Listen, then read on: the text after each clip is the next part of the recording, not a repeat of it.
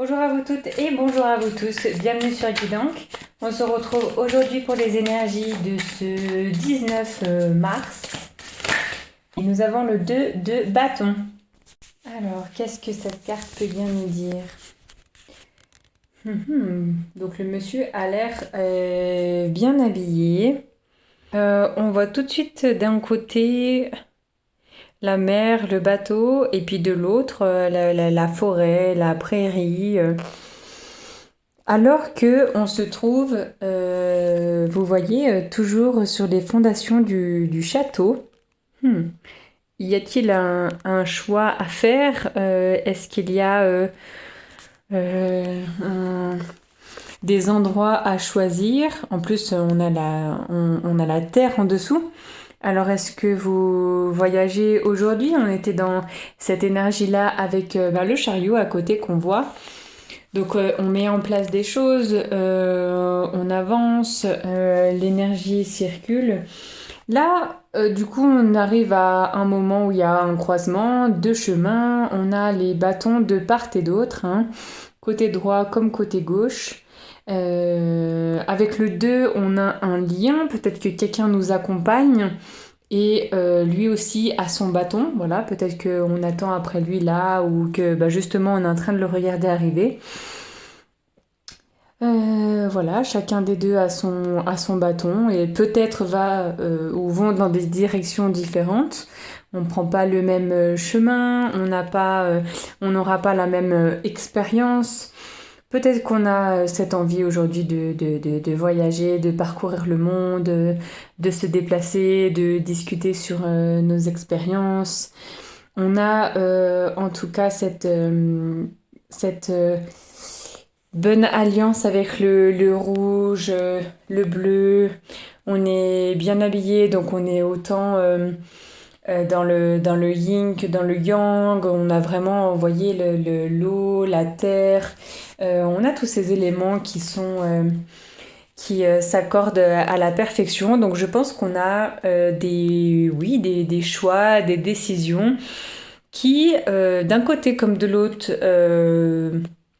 voilà, nous font évoluer. Je ne sens pas de négativité, que ce soit pour la mer ou alors la terre. Je pense qu'il y a juste des expériences. Et que là, oui, c'est vrai, je reviens sur ses yeux. On dirait qu'il attend quelqu'un et qui s'apprête à faire le départ tous les deux. Donc on s'en va, on expérimente, vous voyez, comme symbolique, on sort de ce château des choses qui bougent pas, des choses en pierre, ou alors on était peut-être trop ancré, trop rationnel, on était cartésien et tout ça, et puis cette fois-ci on bouge, vous voyez, ça fait vraiment ça fait vraiment comme ça le costume, les habits de l'époque, c'est vraiment, voilà, on se vêtit comme ça, comme avant, alors qu'on a les deux pieds dans le château et tout ça, et puis peut-être que quelqu'un aussi, avec le 2, le lien et tout ça, nous a donné cette idée de parcourir le monde, nous a parlé de quelque chose qui l'a fait grandir.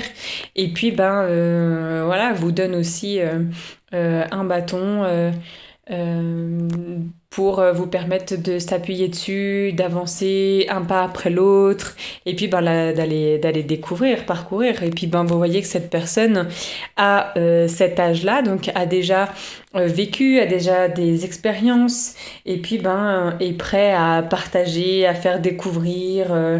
Voilà, je pense qu'il ne faut pas attendre entre guillemets, d'être à la retraite, voilà, ou d'avoir un moment pour soi avec ce temps qui passe toujours trop vite, mais prendre voilà les occasions quand elles viennent et aller voyager, parcourir, parler de vos expériences aux autres, ça peut vous ouvrir d'autres portes.